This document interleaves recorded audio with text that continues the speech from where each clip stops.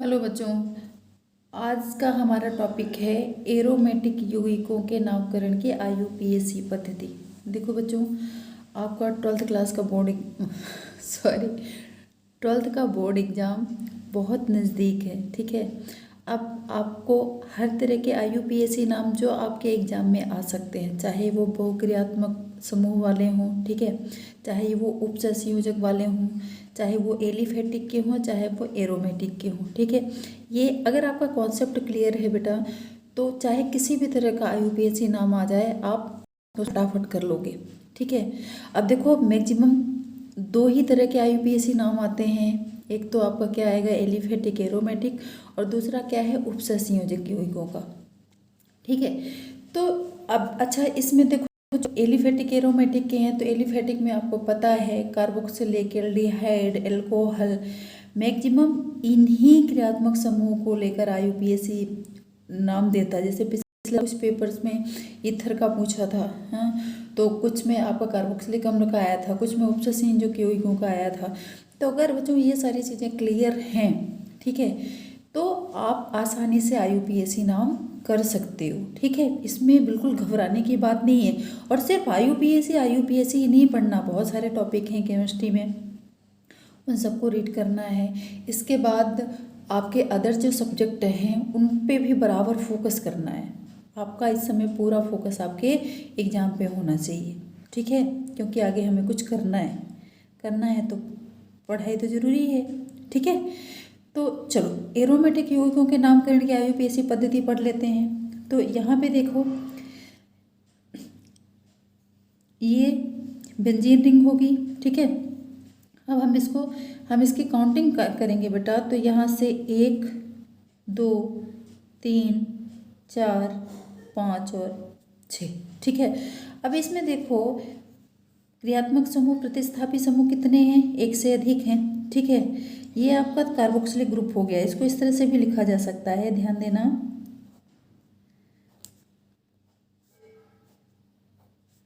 अच्छा, ये इधर बॉन्ड लगाना जरूरी है। क्यों जरूरी है, आपको पता है ना कि सब में क्या होता है, CH होता है। ठीक है, तो अगर हम यहाँ बॉन्ड नहीं लगाएंगे तो ये इनका अष्टक पूरा नहीं हो पाएगा। ठीक है, बॉन्ड आप किसी भी क्रम में लगा सकते हो, जैसे यहाँ पे इस तरह से लगाया तो यहाँ पे इस तरह से लगा दिए। ठीक है, अब यहाँ पे जैसे ये CO2 है तो हम कार्बोक्सिलिक है ये, तो इसको हम ऐसे लिख सकते हैं। ठीक है, फिर यहाँ पे आपका CH3, फिर यहाँ पे आपका ये आपका CH2CH3 है, तो इसको हम कैसे C2H5 ऐसे भी लिख सकते हैं। ठीक है, अब इसका नाम क्या हो जाएगा, देखो अब ABCD के हिसाब से देखेंगे अल्फ़ाबेटिकल, तो ई पहले आता है, एथिल, ETHYL एथिल। तो हम सबसे पहले क्या लिखेंगे, एथिल। किस नंबर पे एथिल है, देखो आईयूपीएसी नाम बहुत सिंपल है, डरने की बिल्कुल ज़रूरत नहीं है।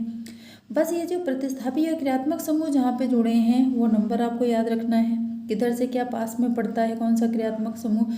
अगर कोई क्रियात्मक समूह जुड़ा है तो उधर से ही हमें नंबरिंग करनी है।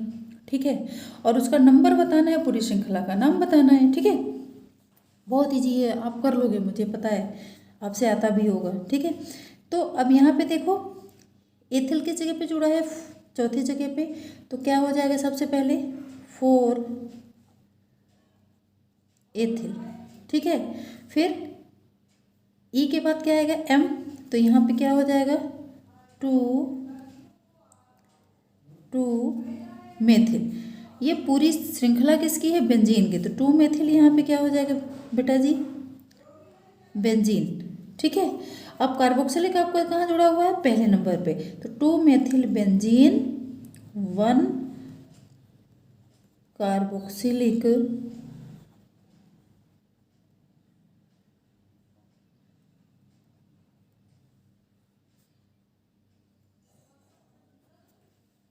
ठीक है, या फिर इसको क्या लिख सकते हो, 4 एथिल 2 मेथिल 1 क्या, बेंजेनोइक अम्ल, क्योंकि जहाँ कार्बोक्सिलिक जुड़ा होता है वहाँ पे हम बेंजेओइक लगाते हैं। ठीक है, तो यहाँ पे एक तो ये हो गया, दूसरा क्या हो सकता है, 4 एथिल 2 मेथिल 1 बेंजेनोइक अम्ल। ठीक है, इसी तरह हम दूसरा देखते हैं।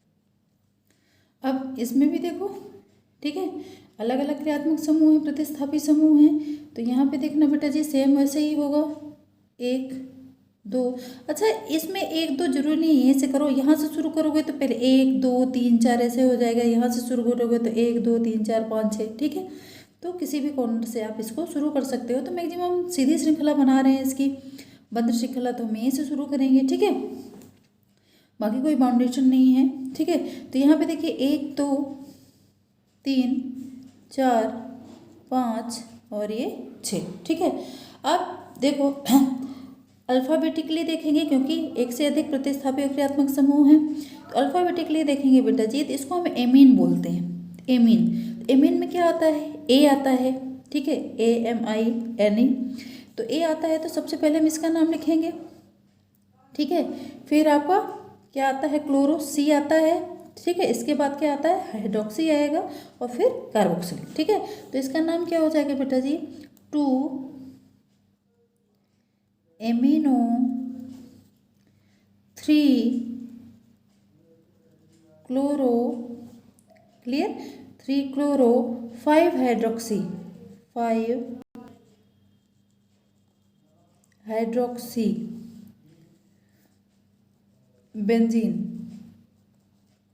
ठीक है, 5 हाइड्रोक्सी बेंजीन, फिर वहाँ पे 1 कार्बोक्सिलिक अम्ल।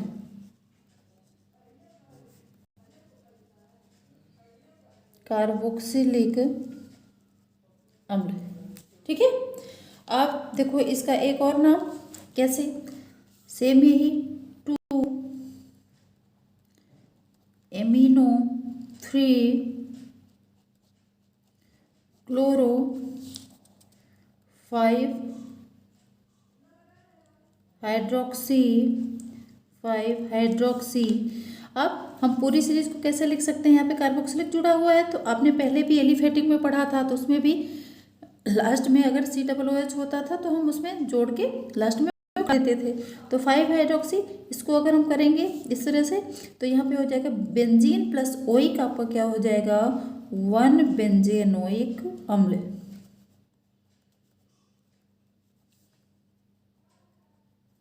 ओके, ठीक है, तो आप चाहे ऐसे करो या इसको ऐसे करो, ठीक है ना, तरीके ही सही है। आइए हम तीसरा देख लेते हैं। तो सिंपल, ये भी वैसे ही है। ठीक है, तो अब देखिए हम इसकी नंबरिंग चाहे इधर से कर लो चाहे इससे। अब यहाँ पे देखो क्लोरीन अल्फ़ाबेटिकली है, हम देखेंगे तो C पहले आएगा, नाइट्रो बाद में आएगा, तो हम यहीं से कर लेते हैं। तो 1 2 4 5 6। ठीक है, इसमें कंफ्यूज नहीं होना, कोई भी कॉर्नर पकड़ लो आप। इसमें हमने इसलिए 1 इसको दे दिया कि यहाँ पे देखो क्लोरीन C पहले आएगा फिर नाइट्रो आएगा, तो इसलिए हमने यहाँ पे इसको 1 दे दिया। बाकी कोई ऐसी बाउंडेशन नहीं है। ठीक है, आप यहाँ से भी 1 2 3 4 5 6 से 7 8 ऐसे 6 तक ही कर सकते हो। ठीक है, अब देखो यहाँ पे क्लोरीन है, यहाँ पे किस किस जगह पे, पहली जगह पे और तीसरी जगह पे। ठीक है, तो हम क्या करेंगे, 1 कॉमा, अब दोनों एक जैसे हैं तो 1 3, 2 हैं तो क्या लगा देंगे बेटा जी, डाई। ठीक है, क्या है, क्लोरो, डाई क्लोरो। फिर यहाँ पे क्या है, नाइट्रो, किस जगह पे, दूसरे और पांचवें, तो 2 5 क्या हो जाएगा, di nitro. Okay, di nitro, और पूरी श्रृंखला किसकी है, बेंजीन की, बेंजीन। क्लियर है ये चीज़ें। इसी तरह इसको देख लेते हैं, आपका चौथा। अब देखो यहाँ से 1 2 3 4 5 और 6। ठीक है, अब ये तो अगर इसमें हम नाइट्रो हटा दें तो ये किसका सूत्र है, फिनॉल का, क्योंकि बेटा जी ये इस तरह की संरचना में जैसे यहाँ पे OH जुड़ा है तो ये किसका सूत्र होता है, फिनॉल का। 1 मिनट, हाँ ये वाली। ठीक है, ये हम देखेंगे चौथा, तो ये किसका सूत्र होता है, फिनॉल का। अब यहाँ पे देखना किसको, इसको कैसे करेंगे, देखो 1 2 3 4 5 और 6। ठीक है, तो यहाँ पे देखिए आपका नाइट्रो समूह किस किस जगह पे है, 2 किस जगह पे, अब भी बताइए, 4 और 6। कितने नाइट्रो हैं, 3, तो 3 के लिए बेटा जी क्या लगता है, ट्राई। ठीक है, ट्राई नाइट्रो।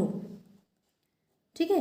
ट्राई नाइट्रो पूरी सीरीज किसकी है, फिनॉल की, तो क्या हो जाएगा ट्राई नाइट्रो फिनॉल। क्लियर, ये हो गया। अब हम इसको ऐसे ही देख लेते हैं, बिल्कुल सिंपल, बिल्कुल इजी, आपको फट से समझ में आ जाए। यहाँ भी ऐसे 1 2 3 4 5 और 6 किस किस जगह पे जुड़ा हुआ है नाइट्रो, 2, 4, 6। कितने हैं, 3, 3 के लिए ट्राई, ठीक है, ट्राई नाइट्रो। और आपको पता होगा कि इस तरह की जो ये बंद श्रृंखला बनती है बेंजीन की, इसमें अगर CH3 रहता है तो इसको क्या बोलते हैं बेटा जी, टॉलुइन, ठीक है। तो ट्राई नाइट्रो यहाँ पे क्या हो जाएगा, टॉलुइन, ठीक है। इसी तरह से हम आगे देखते हैं 5वां, ठीक है। तो ये भी आपको पता है, देखो हाँ ये तो दोनों सेम हो गए, आपको भी पता है 2, 4, 6 ट्राई नाइट्रो, ये क्या हो जाएगा, फिनॉल, ठीक है। अब इसको हम देख लेते हैं, तो ये भी देखिए 1 2 3 4 5 और 6। ब्रोमीन किस किस जगह पे है, 2, 4, 6। कितनी है ब्रोमीन, 3, तो ट्राई, फिर आपका क्या हो जाएगा बेटा जी, ब्रोमो, ठीक है। और ये जो आपका NH2 जुड़ा है इसको क्या बोलते हैं, एनिलीन, ठीक है। अगर मान लो इस तरह की ऐसी सीरीज होती है ना इसकी, इस तरह यहाँ पे क्या जुड़ा होता है, NH2, तो इसको एनिलीन बोलते हैं, ठीक है। तो 2, 4, ट्राई नाइट्रो ब्रोमो, यहाँ पे क्या हो जाएगा बेटा, एनिलीन। क्लियर, ठीक है। अब हम फटाफट आगे देख लेते हैं 6 और लास्ट, ठीक है। तो यहाँ पे देखिए ये पूरी सीरीज किसकी है बेटा जी, इसको हम या तो फेनिल या तो बेंजिल बोलेंगे, ठीक है। तो यहाँ पे देखिए ये किस जगह पे जुड़ा हुआ है कार्बन, 1 2 3, ठीक है। तो यहाँ पे बेटा जी जो पहले नंबर पे जुड़ा है वो क्या जुड़ा है, इसको हम क्या बोलेंगे, फेनिल या बेंजिल। तो यहाँ पे क्या हो जाएगा, 1 बेंजिल। और ये पूरी श्रृंखला किसकी है, यहाँ पे 1 2 3, 3 कार्बन किस में होते हैं, प्रोपेन में। अब इसमें डबल बॉन्ड लगा है तो प्रोपेन में होकर ये क्या होगा, प्रोपीन, तो 1 बेंजिल प्रोपेन,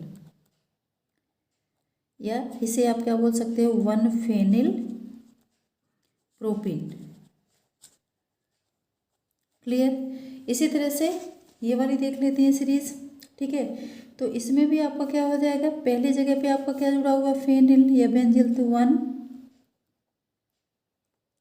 बेंजिल, ठीक है। प्रोपेन 1 2 3, तो प्रोपेन। और पहले जगह पे क्या जुड़ा हुआ है बेटा जी, ओन, क्योंकि सी के साथ क्या जुड़ा हुआ है, डबल बॉन्ड, ठीक है।